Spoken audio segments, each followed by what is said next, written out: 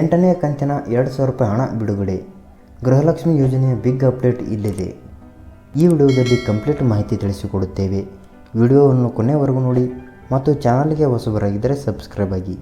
ಕರ್ನಾಟಕ ಕಾಂಗ್ರೆಸ್ ಸರ್ಕಾರದ ಮಹತ್ವಾಕಾಂಕ್ಷಿ ಯೋಜನೆಯಾದ ಗೃಹಲಕ್ಷ್ಮಿ ಯೋಜನೆಯಡಿಯಲ್ಲಿ ಈಗಾಗಲೇ ಹಲವಾರು ಮಹಿಳೆಯರು ಬರೋಬ್ಬರಿ 14,000 ರೂಪಾಯಿಗಳನ್ನು ಗೃಹಲಕ್ಷ್ಮಿ ಯೋಜನೆಯಡಿಯಲ್ಲಿ ಉಚಿತವಾಗಿ ಪಡೆದುಕೊಂಡಿದ್ದು ಹಲವಾರು ಕಡೆ ಸಂತೋಷವನ್ನು ವ್ಯಕ್ತಪಡಿಸಿದ್ದಾರೆ.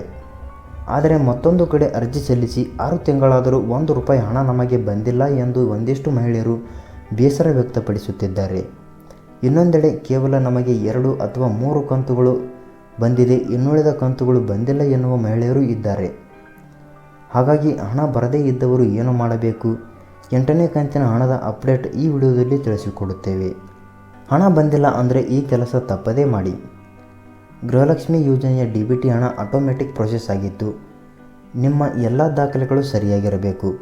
ಒಂದು ವೇಳೆ ಹೆಸರಿನಲ್ಲಿ ಮಿಸ್ಮ್ಯಾಚ್ ಆಗಿದ್ದಲ್ಲಿ ಅಥವಾ ಬ್ಯಾಂಕ್ KYC ಆಗದೇ ಇದ್ದ ಪಕ್ಷದಲ್ಲಿ ಹಣ ಬಿಡುಗಡೆ ಆಗಿದ್ದರೂ ನಿಮ್ಮ ಬ್ಯಾಂಕ್ ಖಾತೆಗೆ ಬರುವುದಿಲ್ಲ. ಹಾಗಾಗಿ ಈ ಕೆಳಗೆ ಕೊಟ್ಟಿರುವ ರೂಲ್ಸನ್ನು ಫಾಲೋ ಮಾಡಿ.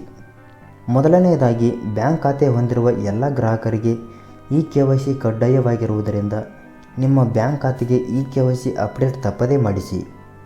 ಆಧಾರ್ ಕಾರ್ಡ್ ಅಪ್ಡೇಟ್ ಮಾಡಿಸಿಕೊಳ್ಳಲು ಸರ್ಕಾರ ಉಚಿತವಾಗಿ ಜೂನ್ 14, 2024 ಮಾಡಿಸಿಕೊಳ್ಳಲು ಅವಕಾಶ ಕೊಟ್ಟಿದೆ.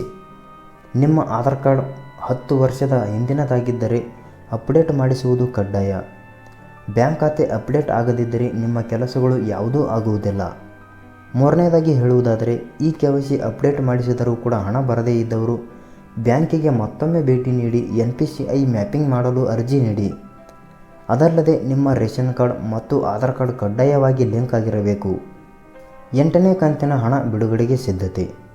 ಈಗಾಗಲೇ 7ನೇ ಕಂತಿನ ಹಣ, ಫೆಬ್ರವರಿ ತಿಂಗಳ ಹಣ ಸಾಕಷ್ಟು ಮಹಿಳೆಯರಿಗೆ ಮಾರ್ಚ್ ಕೊನೆಯ ವಾರದಲ್ಲಿ ಬಂದು ತಲುಪಿರುವ DBT ಸ್ಟೇಟಸ್ ನೀವು ಕೆಳಗೆ ನೋಡಬಹುದು.